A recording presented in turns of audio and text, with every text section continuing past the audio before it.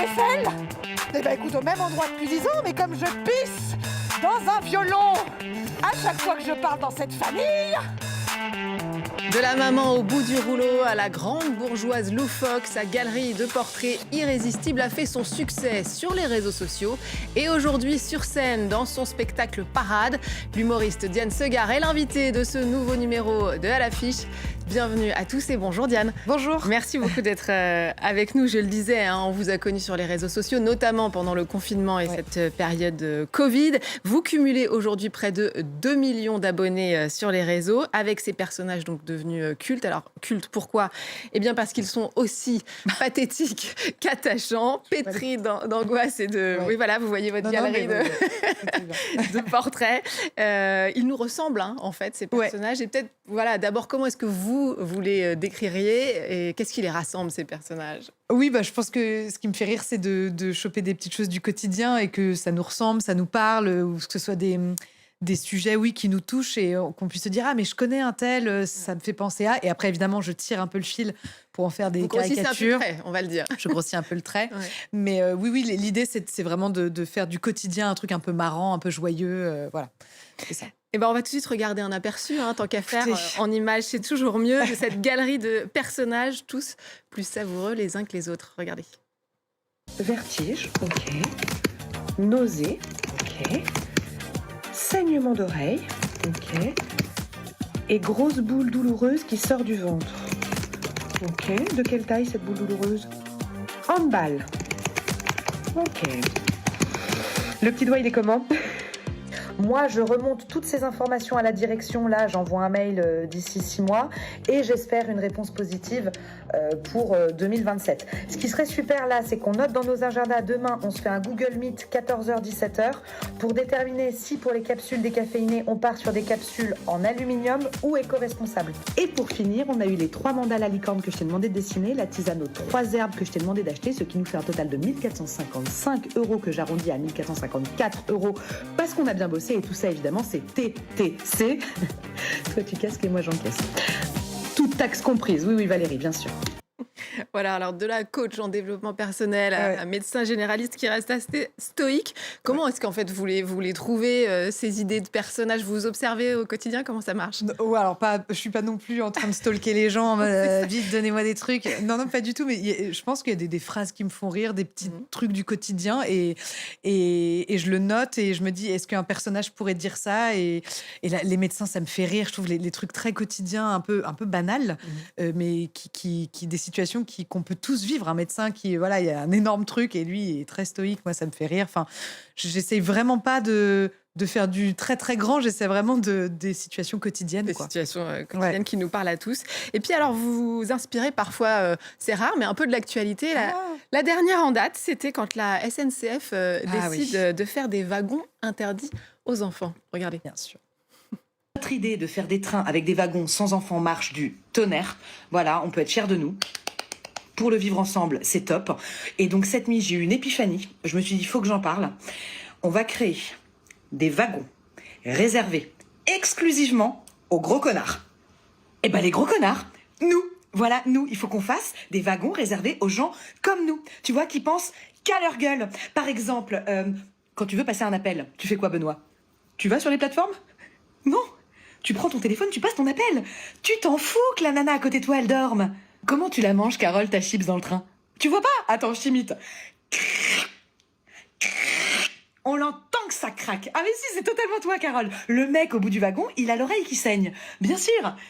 Voilà, une actu qui a fait beaucoup réagir ici en France. Oui, il y a du contre et du moins contre. Alors, moi, j'étais plutôt dans la team, pourquoi pas créer plutôt des voitures avec des enfants ? Ce serait peut-être le plus simple. Alors, en tout cas, vous êtes en ce moment en tournée avec votre spectacle Parade, avec des dates notamment le 7 février à Lille, le 13 mars à Toulouse, les 17 et 18 avril au Dôme de Paris. J'en cite que quelques-uns, mais tout est sur vos réseaux et sur votre site. On se pose la question, comment est-ce qu'on passe de ces formats courts qu'on vient de voir à un spectacle qui fait quoi, 1h30 1h15, ouais, 1h20. Voilà, Ouais. 1h20. Comment ça fonctionne? On stresse pas mal. Moi, j'ai la chance de travailler avec ma co-autrice qui est aussi comédienne, qui me met en scène, donc Mathilde Guettrieri, avec qui je bosse depuis 10 ans. Et en fait, clairement, c'est un travail commun pour essayer de créer un spectacle avec 10 personnages qui, a priori, ne se ressemblent pas, n'ont rien en commun. Et en fait, ce qu'on voulait vraiment aussi, c'est un vrai fil conducteur entre tous ces personnages. C'était pas juste un enchaînement de sketchs. Et Mathilde a trouvé ce petit liant. Et du coup, on a beaucoup travaillé, on a beaucoup bossé pour essayer de faire un petit écrin un peu joli pour tous ces personnages-là. Vous parlez d'angoisse, vous dites aussi que vous avez peur. Vous, dans un texte, vous accompagnez comment monter sur scène quand on est plus autruche que pan. Ça vous fait flipper, donc. La bonne flip. Ouais, la bonne flip. En fait, moi, j'ai souvent joué au théâtre avec des gens. Et là, jouer toute seule, c'est autre chose. Et puis, jouer avec aussi potentiellement des gens qui ont une attente parce qu'ils aiment les personnages souvent dans les vidéos. Et sur 1h15, c'est pas 1 minute 15. Donc, forcément, il y avait un vrai enjeu. Moi, je voulais pas que les gens soient déçus. Je voulais vraiment les embarquer. Et donc, forcément, quand il y a de l'enjeu, moi, je trouve qu'il y a forcément un stress. Puis, les gens s'organisent, payent leur place. Donc, c'est... Ouais. En tout cas, il y a un thème qui parle beaucoup à votre public, c'est celui de la maternité, de la parentalité, même, avec des mamans souvent au bout du rouleau. Ouais. Que ça donne. Bonjour, c'est la maman de Garance. Ah, mais tu m'avais pas dit que tu avais une cuve remplie de liquide pouvant entraîner la mort par noyade? Une piscine, c'est ça, tout à fait. Tu as engagé sur moi un surveillant aquatique ou un sauveteur agréé par l'État? Non. T'as un petit coup de mou, t'es un chouille fatigadou, mon Lucas, mais tu n'es pas crevé. Non, tu n'as pas touché le fond du seau de l'extrême fatigue. Et tu sais pourquoi, mon Lucas? Parce que tu as 23 ans et que tu n'as pas d'enfants. Surtout des enfants en bas âge.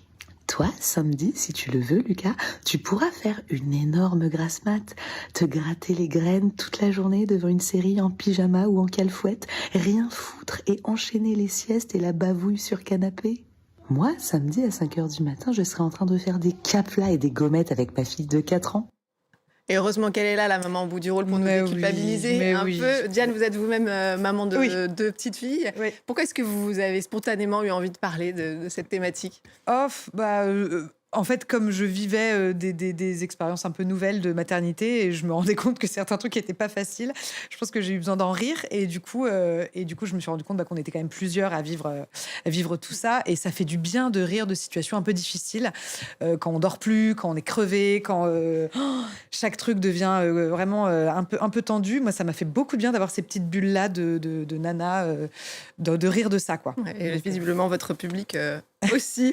Et c'est vrai qu'on sent que depuis quelques années, la scène humoristique française s'est féminisée, que la maternité s'est invitée dans les spectacles comme un sujet à part entière. On pense aux pionnières comme Florence Foresti avec son spectacle Motherfucker. Je sais qu'elle fait partie de vos références. Il y a aussi des femmes comme Marine Léonardi, Philippine Delair et d'autres. Est-ce que vous avez le sentiment que cette parole un peu de l'intime, ça a aidé peut-être des femmes comme vous à prendre leur place dans le monde de l'humour? Ah, complètement. Moi, je pense que c'était des sujets qui n'étaient pas trop abordés quand j'étais plus jeune. Moi, je me souviens pas d'humoristes femmes qui abordaient ces sujets-là. Il y en avait, mais c'est aujourd'hui, la porte est complètement ouverte pour rire de choses très, très intimes. Les règles, l'accouchement, concrètement, ce qui se passe au niveau de l'accouchement, les conséquences aussi sur le corps. Et je pense que rire, c'est un puissant médicament, je pense, pour se sentir un peu mieux et vraiment ne moins se sentir seul. Je pense que c'est ça aussi, c'est de se retrouver dans l'autre et dire « Ah ouais, on a vécu pareil, d'accord, et on peut en rire. Ah, génial !» pour dédramatiser beaucoup aussi. Parce que c'est quand même quelque chose d'être parent, de gérer un petit humain. Donc, du coup, il faut aussi se décharger de beaucoup de culpabilité, beaucoup de trucs comme ça. Et l'humour, je pense que c'est le meilleur levier pour en parler. Et à l'inverse, vous avez jamais peur qu'on commence à cantonner les humoristes femmes justement à ces thématiques, que ce serait leur case, la maternité, la parentalité? Non. Je pense que moi, j'ai pu avoir peur des étiquettes et des cases, mais je pense que de toute façon, on en colle toujours de toute manière. À nous de faire en sorte qu'on les ait pas. Si on a envie d'aborder d'autres trucs, moi, je fais des mères, mais je fais aussi plein d'autres personnages. Et quand on dit « Ah, tu fais beaucoup des mamans », je fais « Ouais, c'est vrai. » Et je suis trop contente d'en faire. Mais vous vous interdisez pas du tout. Et je m'interdis pas de faire des banquières. Chose, Donc, non, pas de souci. En tout cas, la plupart des humoristes comme vous, se sont fait connaître sur les réseaux sociaux. Maintenant, on a l'impression que c'est un peu le passage obligé. Et moi, je me suis dit que la concurrence est donc très rude. Et ça sous-entend quand même une production assez quasi industrielle. Hein. C'est incroyable le nombre de sketchs. Comment on fait pour tenir un tel rythme? C'était pas du tout le cas il y a 10 ans en arrière. Bah moi, au tout début, je faisais une vidéo par jour et j'avais que ça à faire. Donc en fait, et puis comme je découvrais, je pense qu'il y a eu un peu un vélo de trop bien, je peux écrire. Aujourd'hui, avec le spectacle et les autres choses à côté, j'ai moins le temps d'écrire.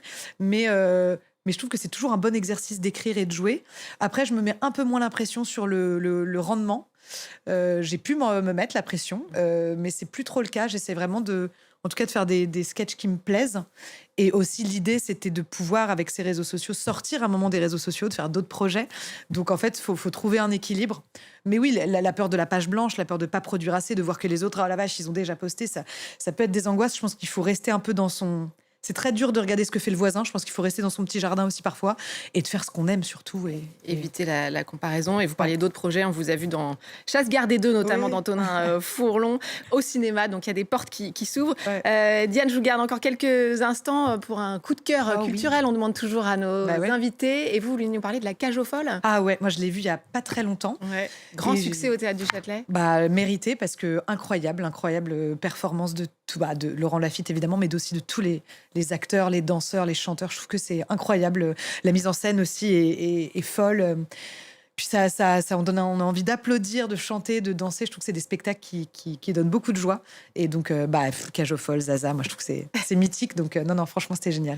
Bon, merci pour ce conseil et merci surtout d'être venu nous parler de votre univers, de vos personnages et de ce spectacle. Donc, Parade, je rappelle les quelques dates: le 7 février à Lille, 13 mars à Toulouse, 17 et 18 avril au Dôme de Paris. Et merci évidemment aussi à vous de nous avoir suivis. N'oubliez pas de nous retrouver sur france24.com ainsi que sur tous nos réseaux sociaux. On se quitte donc sur des images de La Cage aux Folles qui sera de retour au Théâtre du Châtelet à partir du 30 octobre 2026. On a un peu le temps. Je vous laisse découvrir et vous dis à très vite.